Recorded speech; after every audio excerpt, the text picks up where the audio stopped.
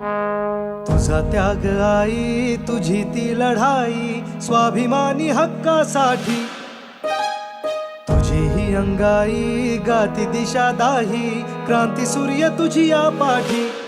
तुझे लला सवार नाही थांबली, झुगारुनी रूढी पुढेच चालली. समानतेचा ध्यास घेतला उरी, सुधारण्या समाज भिडेकली. ज्ञान ज्योती तुझ्यामुळे तुलाच जीवन समर्पिले. सावित्री आई, बाईने शिकवून करायचंय काय? स्त्रियांना कांदा वाडा आणि कुस्ती गाणं म्हणावं. बायकांची लायकी पुऱ्याच्या आत. सावित्री आई, वंदन माझे हो.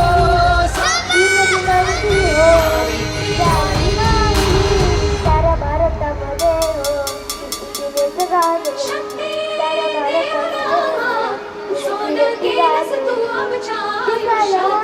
सारी दुनिया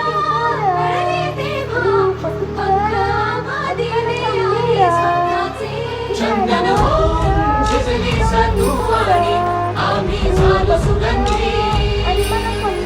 बंधन तोडून शिकण्यासाठीची मिळे आता संधी. तसे तुझ्याच पावनांचे पाहुनी भरारी घेतली आम्ही दिशा. तुम्ही तुझा बसा असा की उसळल्या पिढ्या उभी तमात तू मशाल हो. जन्म सुखावला. सातारा जिल्ह्यातील खंडाळा तालुक्यातील नायगावच्या खंडोजी मोठे तात्काळची पत्नी. माझा विवाह झाला. हळूहळू कळायला लागलो, ज्या माणसाशी माझं लग्न झालं तो एक साधा सुद्धा माणूस नाही, तो या जगाला ऊर्जा देणारा क्रांती सूर्य आहे. त्यावेळी बाळा बाबड्यांना उमरा ओलांडण्याची मुभा नव्हती. बाई माणसांच्या जातीने कसं आपण भलं, आपलं घर भलं आणि घरातली माणसं, स्त्री पुरुष उच्च नीच असा लय भेदभाव होता. पण त्या सर्वांवर एकच उपाय होता, तो म्हणजे शिक्षण. शिक्षणाचा ध्यास हा एकच विचार ज्योतिरावांच्या मनात होता. एकदा काय झालं, ज्योतिराव शिक्षणाचा प्रसार करत असताना त्यांना फरान नावाच्या ब्रिटिश म्हणाल्या, मिस्टर फुले तुम्ही शिक्षणाचा प्रसार करत आहे ना? तेव्हा ज्योतिराव म्हणाले, होय मी शिक्षणाचा प्रसार करत आहे. ब्रिटिश त्यांना म्हणाल्या, तुम्ही शिक्षणाचा प्रसार करत आहे, तुम्ही उमेदला घराच्या बाहेरच पडू देत नाही तर कसा करणार शिक्षणाचा प्रसार? झालं. ज्योतिराव घरी आले, पाटी पेन्सिल घेऊन आले आणि मला म्हणाले, सावित्री आजपासून म्या तुला शिकवणार. आणि काना मात्रा वेलांटी आकार उकार बेके बे बेधुने चार बेतील साप हाल झाल. मी लिहायला शिकले, वाचायला शिकले अन काव्य सुद्धा रचू लागले. अशात मी जेव्हा 9 वर्षाचे झाले तेव्हा फुले घराण्यात आले आणि माझ्या शिक्षणाचा श्रीगणेश झाला. माझ्या घरी त्यांना मी शेठजी म्हणायचे. त्यांनी मला शिकवायला सुरुवात केली. माझा हात थरथर कापत होता, पण या थरथरणाऱ्या हाताला शेठजीने आधार दिला. या थरथरणाऱ्या हाताला शेठजीने पकडलं आणि पाठीवर लिहायला सुरुवात केली. या थरथरणाऱ्या हाताला शेठजीने पकडलं आणि यो हात कधीच सोडला नाही बघा. मी पहिला शब्द शिकली तो म्हणजे शेठजी. शेठजींनी मला शिकवलं, लिहायला शिकवलं, वाचायला शिकवलं. शेठजींनी मला शाळेत कधीच झाडाखाली राहून शिकवले. एकदाची शेठजींची साऊ शिकली, लिहायला शिकली, वाचायला शिकली. शेठजींसारखीच बुकं वाचायला शिकली, शेठजींसारखाच मोठा विचार करायला शिकली. तिथं बाई शिकली म्हणून लोक कपाळून आठवण पडत होती, नाव पडत ठरत होती. अनाथ झाला अशी आरडाओरड करायला लागली. पण शेठजी घरोघरी जाऊन पोरांना गोळ्या करत होती, त्यांच्या मायबापांना समजावत होती. पण अक्षरांच्या आया होऊन ते नवऱ्याची जेवणात पडतात असा विचार करणाऱ्या तत्वनातनी लोकांना हे पडणाऱ्यातलं नव्हतं. ते शिक्षकांना वाईट धमकी दिली जात होती. आमच्या विरोधात वेगवेगळे डाव रचत होते. आता शाळेत शिक्षकच नसतील तर शाळेत चालायचं कशा? शेठजी विचारत पडले. मी शेठजींना म्हणाले, अहो शेठजी कसला विचार करता एवढा? मी नाही ना गं, मी शिकवेन पोरांना शाळेत. मग मी मन घट्ट केलं, टाकलं पहिलं पाऊल. रस्त्यानं जाताना लोक टकामका बघत होती. काय बाई बोलत होती, ए बाई खूप खेळ चालली, ज्योतिबा फुलेची बायको नव तू, वर पदर अनाशी तुरु चालली म्हणायची. अशी माणसं मागून बोलत होती. चालत होती, माझी पावलं शाळेच्या दिशेने पळत होती. मी शाळेत आल्यावर मुलींचा चेहरा पाहिल्यास माझ्या मनात हिंमत आली. मी मुलींना शिकवायला सुरुवात केली. मुली पाठीवर पेन्सिलने लिहत होत्या, जणू त्या स्त्रीच्या चित्र भविष्याने लिहितात बघा. मी मनातल्या मनात म्हटलं, आज या मुली शिकतील, आज या मुली शिकतील, उद्या एवढं मोठं काम करतील, एवढं मोठं काम करतील की समाजात स्त्रियांचा दर्जा वाढवतील बघा.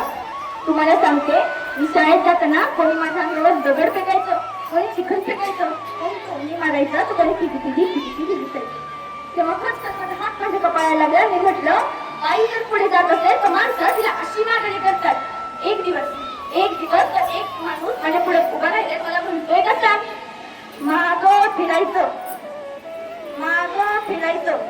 बाईच्या जातीला एवढं सांगून बरं नवं, मागं फिरायचं, नाही तर तुझे अब्रू शाबू ठेवायचं नाही, मागं फिरायचं. मला म्हटलं, काय रे भावांनो, तुमचं सगळं आयुष्य या बाईच्या अब्रू मागे जाऊन थांबतं का रे? एक असा उचलला हात आणि दिली त्याच्या सवयी. तेव्हापासून माझा सर्वांवर बदत बसला. बाईच्या जातीला एवढं बंधन असायलाच लागतं. एवढे दिवसापासून दिवस गेले, अंधारात एवढा उजेड आला आणि 4 वर्षात आमच्या 18 शाळा झाल्या बघा, आणि त्या तरवल्या सुद्धा. शेवटी एवढेच म्हणते, विद्ये विना मती गेली, मती विना नीती गेली. विद्ये विना मती गेली, मती विना नीती गेली. नीती विना गती गेली, गती विना युक्त गेले, युक्ती विना शुद्ध. एवढे सगळे अनाथ एकच अविद्येने गेले.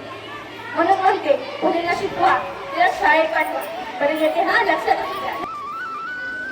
महात्मा फुले, मुलांना शिकण्याचा हक्क आहे, पण मुलींना का नाही? सावित्रीबाई, हे तुम्हाला कळणार नाही, तुम्ही अजून लहान आहात. तुम्ही जर आम्हाला नीटनेटके समजवले तर आम्हाला नक्कीच कळेल. अहो, ही पूर्वीपासून आतापर्यंतची प्रथा आहे की मुलींना शिकण्याचा हक्क नाही. मी तर मुलींना शिकवूनच राहणार.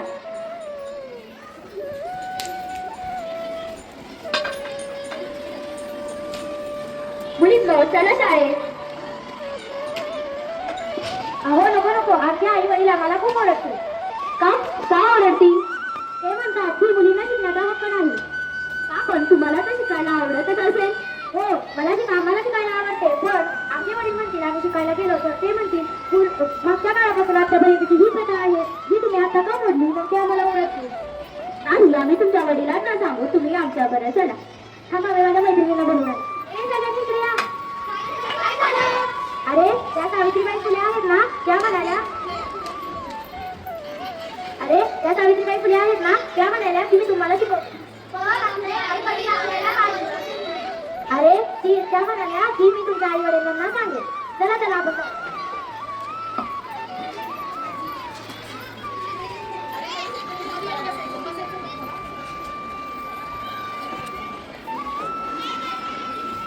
मुलींनो, बोला. अ, आ, ई, थांबा, हे शिकवायचे, थांबा. मुलींनो, तुम्हाला सांगितलं होतं का नाही की मुलींना शिकण्याचा हक्क नसतो? पण बाबा, आम्हाला शिकण्याचा काय हक्क नाही?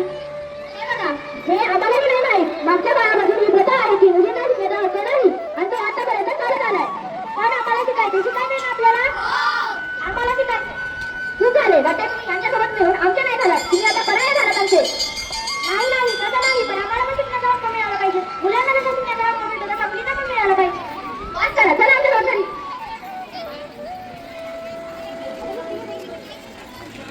अरे मुलींना, आमच्यासोबत घरी जायचं सोडून तुम्ही याच्यासोबत जाताय. नाही, आम्हाला शिकायचे. हो ना, आपल्याला शिकायचंय ना.